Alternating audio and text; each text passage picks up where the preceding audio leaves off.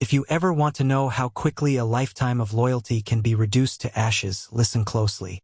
My name's Emmett Vance, and until 6 months ago, I thought I understood what forever meant. Turns out, forever can expire faster than a carton of milk when your wife's heart belongs to someone else. It didn't happen overnight. Betrayal is a slow poison. You don't even realize you're dying until it's too late. I married Cassidy when we were both 24, right after college. She was fiery, ambitious, and had a laugh that made everyone in a room turn their heads. I was the guy who knew how to fix your sink or rebuild your engine, the kind of man who never backed down from a tough day's work. Cassidy said she loved that about me, that I was dependable when the world wasn't. I guess dependable got boring for her. For the last year of our marriage, Cassidy was working late more often than not. I didn't question it at first.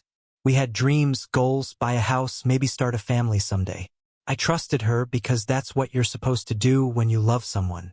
You don't go looking for monsters under the bed when everything seems okay. But monsters don't always hide.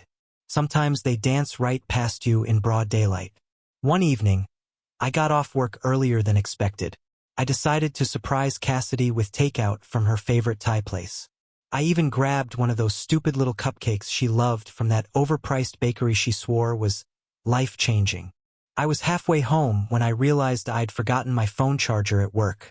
I turned back around, annoyed at myself, but that decision, that tiny, stupid decision changed my life. When I walked into my office, my coworker Nate, good guy, salt of the earth, looked at me like he'd seen a ghost. "Emmett," he said, hesitating. "You okay, man? Thought you were off for the night." I shrugged, joking. "Can't survive without my charger." That's when Nate scratched the back of his neck and dropped a bomb that cracked my world wide open.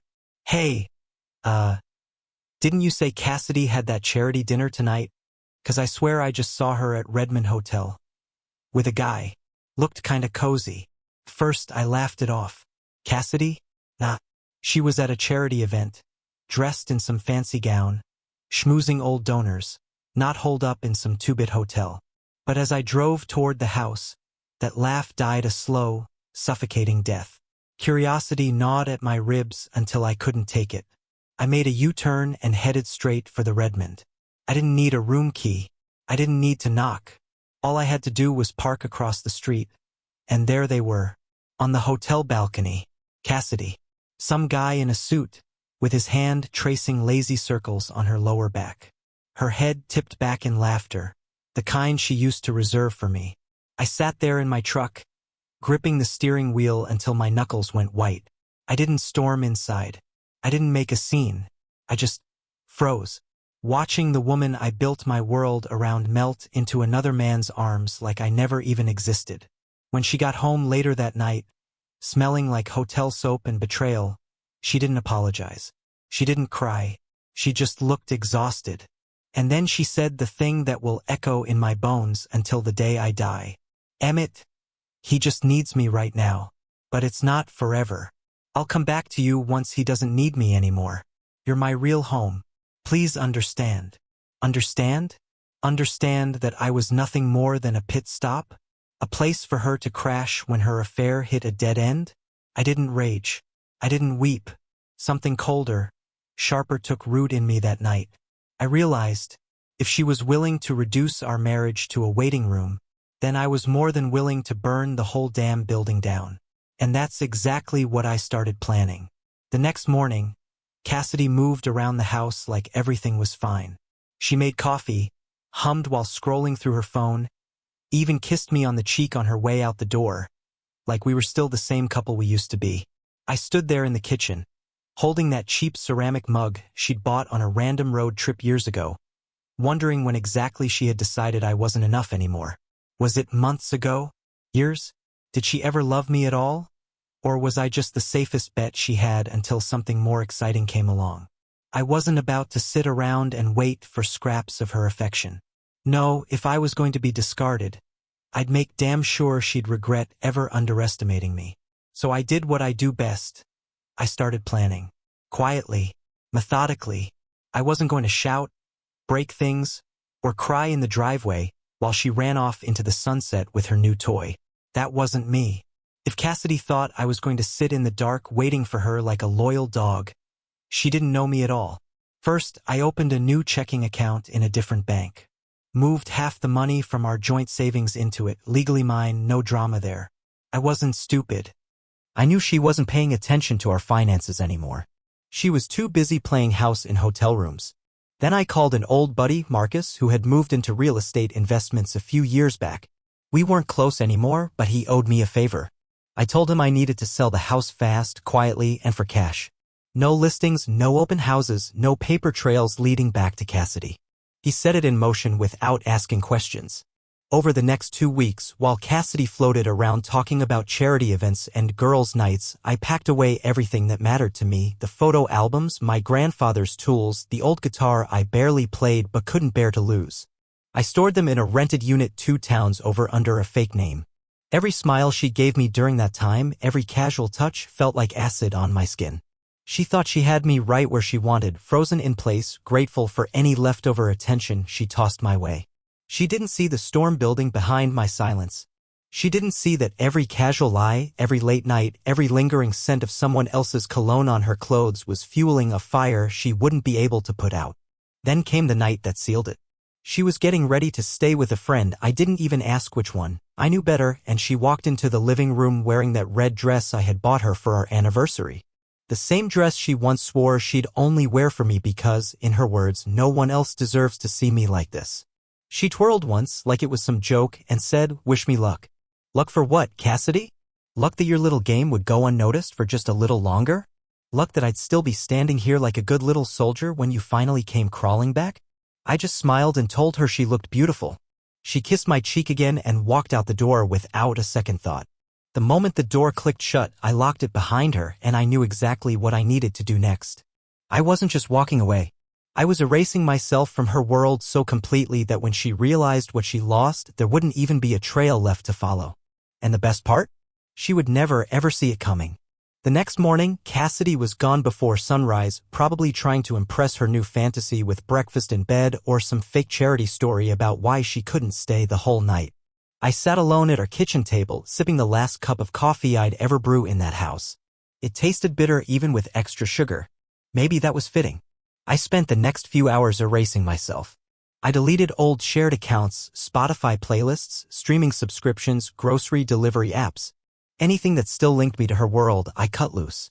I left her name on all the bills, all the utilities, all the responsibilities she had been dodging for years while chasing her happiness.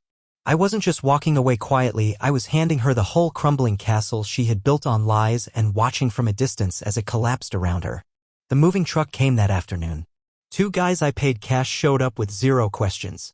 Within 3 hours, the house was empty except for her things. Her clothes, her perfumes, her collection of self-help books she never finished reading, they all sat there like little shrines to the life she thought she was upgrading from. I left it all untouched, a perfect museum of her selfishness. Before I left, I did one last thing. In the middle of the living room, on the scratched oak coffee table, I placed a single envelope. Inside was a letter. No anger. No insults. Just the cold truth. Cassidy, you said you'd come back when he didn't need you anymore. But you forgot something important. I don't need you anymore either. You made your choice. Now live with it. I didn't slam the door when I walked out. I didn't break anything. I didn't even take a last look around. That house wasn't my home anymore. It was just a shell full of memories I wanted no part of. I drove across the city to my storage unit, grabbed my essentials, and moved into a small loft I had signed a lease for under my own name. It wasn't much: bare walls, a rattling air conditioner, and a view of the freeway, but it was mine. It was freedom. And as for Cassidy? I knew exactly how she would react when she came home and found the ruins of her perfect little plan. First confusion. Then anger. Then panic when she realized she couldn't reach me. My number was disconnected, my social media wiped clean, my friends sworn to silence. I wasn't just burning bridges. I was making sure she couldn't even find the ashes. The final part of my plan was already in motion. Something that would make sure Cassidy understood just how completely she had lost. Not through screaming. Not through public humiliation. No, something far more devastating. The kind of revenge that didn't leave scars you could see, only the ones that festered deep inside, reminding her every day of what she threw away. And when it all came crashing down around her, I would be long gone, living a life she'd never get to touch again.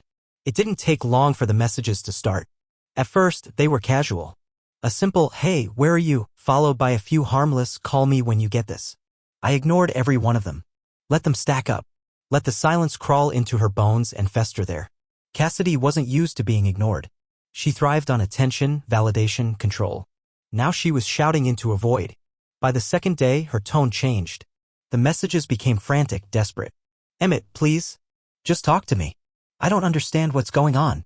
Of course she didn't. In her mind, I was supposed to wait patiently like a loyal doormat while she figured out if her fling was worth the destruction she caused. I didn't answer. I didn't block her either.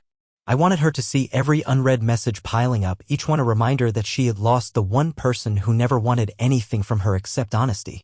On the third day, she showed up at my old workplace. One of the foremen texted me. "Dude, your wife's here.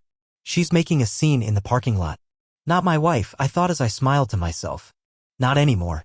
I could picture it perfectly, Cassidy in her designer heels, shouting my name across a sea of confused coworkers. Her makeup cracking under the strain of fake tears, her perfect little world unraveling because for the first time she wasn't the one holding the leash. Later that evening, Cassidy must have gone back to the house, the empty, echoing shell of the life she demolished. That's when the real breakdown began. She blew up my phone with voicemails, each one more hysterical than the last. Begging, pleading, accusing, threatening, then begging again. She didn't get it. She thought all she needed to do was apologize, cry a little, and I would magically forget the nights she spent wrapped in another man's arms.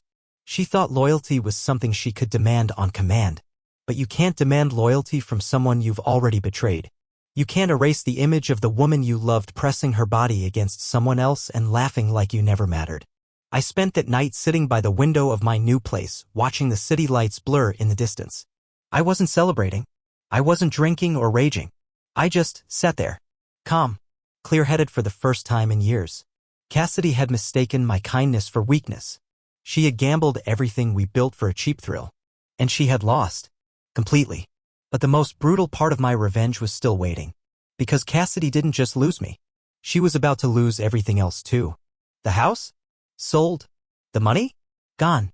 The life she thought she could crawl back to whenever she felt like it? Burned to the ground.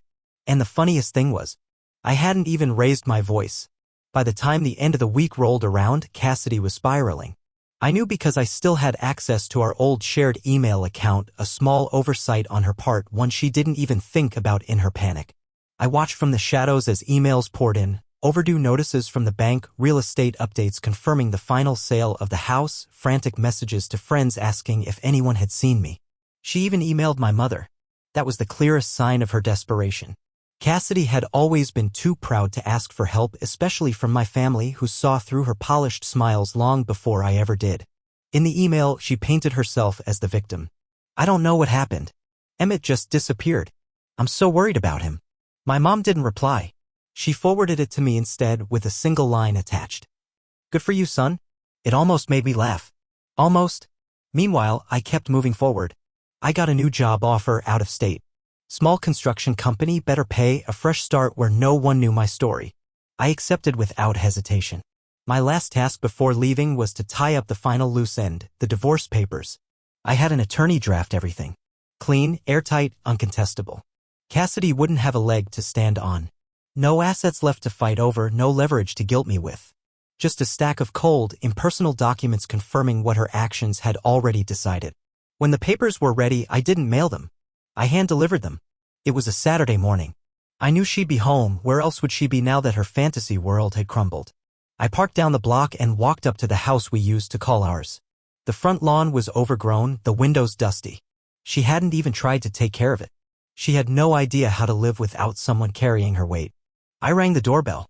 No hiding, no sneaking. When she opened the door, the look on her face was priceless. Shock. Relief. Guilt. Panic. A cocktail of emotions flashed through her eyes so fast she couldn't control it. "Emmett." She gasped, reaching for me like nothing had happened, like the last few months hadn't been one long betrayal. I took a small step back, pulling the envelope from my jacket and handing it to her. "No speeches," I said quietly. "No tears. Just read it." Her hands trembled as she took it. She tried to speak, to explain, to plead, but I was already walking away. I didn't look back when she started crying. I didn't flinch when she called out my name like it still meant something. Some things, once broken, can never be rebuilt. Cassidy had made her choices. Now she could live with them alone. I didn't feel triumphant. I didn't feel bitter. I just felt free. The chains were gone. The weight was lifted. And for the first time in years, my future was mine to build, untouched by her lies. By the time the afternoon sun hit the pavement, I was already on the highway headed toward a new life she would never be part of again. And she? She was left standing on a rotting porch, holding an envelope that spelled out the full price of her betrayal. No more second chances.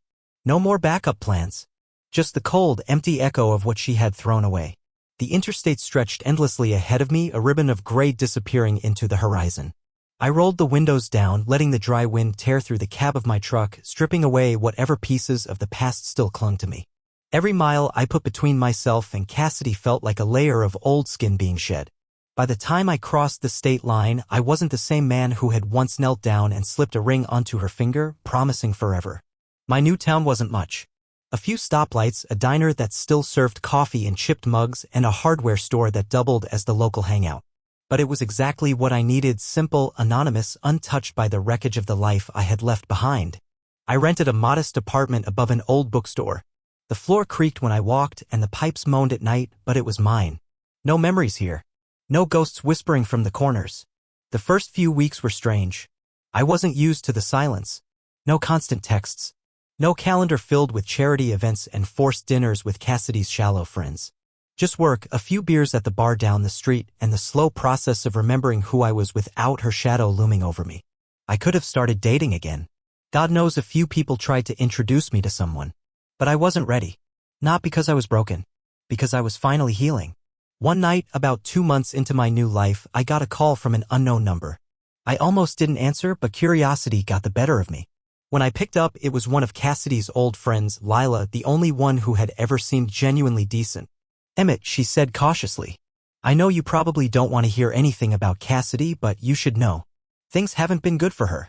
I stayed silent, letting her talk. "After you left, Evan dumped her. Apparently, he told her she was too much drama. She lost the house.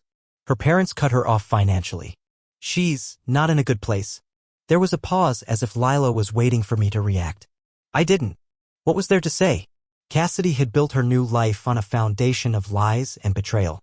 She had gambled away everything real for a fantasy that collapsed the second it was tested by reality.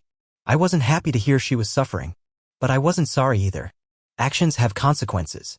Sometimes those consequences don't show up right away. Sometimes they wait, silent and patient, until you think you've escaped them, and then they hit you all at once. Before Lila hung up, she said one more thing that stuck with me. "She keeps saying she thought you'd always be there, no matter what." That was Cassidy's fatal mistake. She thought loyalty was unconditional. She thought love meant eternal forgiveness, no matter the sin. But loyalty without respect is just slavery. And love without honesty is just self-destruction. After I ended the call, I sat by the window of my small, worn apartment and watched the stars blink faintly through the city haze. I wasn't angry anymore. I wasn't bitter. I was free. And no matter how badly Cassidy wished to turn back the clock. Some bridges, once burned, can never be rebuilt. Some doors, once closed, are locked forever. And I had thrown away the key. The months kept rolling by like freight trains, loud, fast, and impossible to stop. I rebuilt my life piece by piece. Nothing flashy, nothing dramatic. Just small victories stacking up. A better job managing projects at a local construction firm. A used but reliable truck that didn't remind me of endless, lonely drives back to a home that wasn't really mine. Even the apartment started to feel less like a hideout and more like a home. I painted the walls myself one weekend. Dark blue and gray. Colors Cassidy would have called depressing. I called them honest. Sometimes, late at night when the wind rattled the windows, memories of Cassidy would flicker across my mind like ghost images. Her laugh when she used to be genuine. The way she'd fall asleep in the passenger seat on long drives. The smell of her favorite shampoo lingering in the air. I didn't push those memories away. I let them drift in, sit for a minute, then fade. They were part of me, but they didn't own me anymore. One Saturday morning, while sipping coffee on the narrow fire escape outside my window, I got another unexpected reminder of the life I had burned away. A plain white envelope slipped under my door. No return address. Inside was a short letter, no signature, no pleading words. Just a simple, heartbreaking sentence written in Cassidy's familiar handwriting. I'm sorry. I was so wrong about everything. There was no anger left in me by then. No triumph either. Just a tired kind of sadness, like watching an old house crumble into dust, knowing you couldn't save it even if you wanted to. I folded the letter once, then again, and dropped it straight into the trash without reading it twice. Sorry didn't mean anything after the damage was done. Sorry didn't erase the nights she chose someone else over me. Sorry didn't rebuild the trust she smashed into 1,000 glittering shards without a second thought. A few weeks later, I heard through the grapevine that Cassidy had left town, packed what little she had left and vanished. Some said she moved to live with a distant cousin across the country, trying to start over. I didn't ask for details. I didn't want them. Her story was no longer mine to follow. As for me, life slowly, stubbornly began to bloom again. I made real friends, the kind who didn't know my past and didn't care. I picked up old hobbies I had abandoned during my marriage. I fixed up an old motorcycle in my spare time, hands stained with grease and satisfaction. I spent weekends hiking the rugged trails outside town, letting the crisp air fill spaces that had been hollow for too long. And for the first time in what felt like forever, I started to believe in the future again. Not some grand movie script version of it, but a simple one. A future where trust meant something. Where love wasn't a transaction. Where loyalty wasn't a leash. I never heard Cassidy's voice again. Never saw her name pop up on my phone. Never bumped into her in a grocery store aisle, both of us awkward and wounded. She became like a dream fading at the edges of morning. Sharp at first, but softer and blurrier with every passing day. Sometimes, when the nights are particularly quiet and the world outside my window slows to a crawl, I wonder if she ever truly understood what she lost. Not the house. Not the comfort. Not the man willing to forgive her sins over and over again. She lost the version of herself who was capable of being loved without betrayal. She lost the future we could have built with honest hands and open hearts. And me? I didn't lose anything. I walked through the fire and I came out whole. Scarred, maybe. But scars are proof you survived. When I finally lay down at night now, I don't wonder where she is, or who she's with, or if she thinks about me.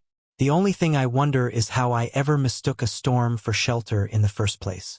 The man who once waited for Cassidy to come back when she was done doesn't exist anymore. In his place stands someone stronger, someone wiser, someone finally free. And no matter what storms come next, I know one thing for sure. I will never be anyone's second choice again. 1 year later, my life looked nothing like the ruins I left behind. I stood outside a small cabin I had bought with my own 2 hands, deep in the hills beyond the town. It wasn't a mansion, not even close. Just a warm, sturdy place with a wraparound porch and a wood-burning stove that creaked when it heated up in winter. But every plank, every nail, every drop of sweat that went into building it was mine. It was a monument to survival, a promise to myself that I would never again let someone else define my worth. That Saturday, the town was hosting its annual spring festival. I hadn't planned on going. Big crowds weren't really my thing anymore. But something tugged at me, maybe curiosity, maybe the need to mark how far I'd come. I threw on a clean shirt, grabbed my keys, and drove down into the valley. The festival was exactly what you'd expect. Kids running wild with balloons, booths selling homemade pies, couples dancing awkwardly to old country songs. It should have made me feel out of place. Instead, it felt like a kind of coming home.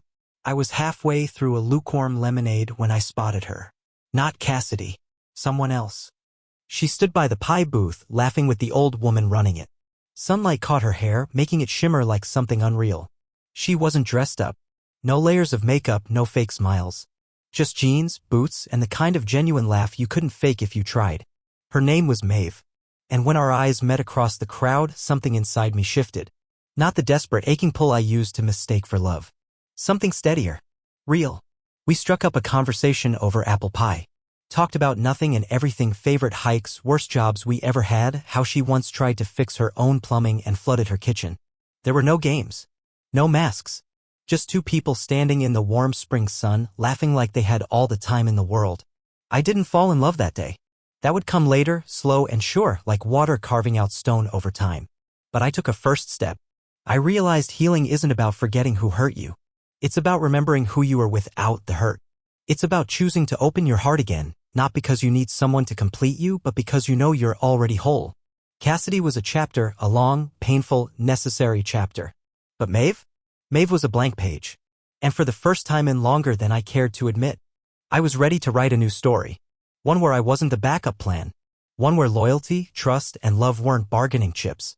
One where the future wasn't something I feared, but something I built, one small, beautiful piece at a time. I'm not angry anymore. I'm not broken. I'm not waiting. I'm living.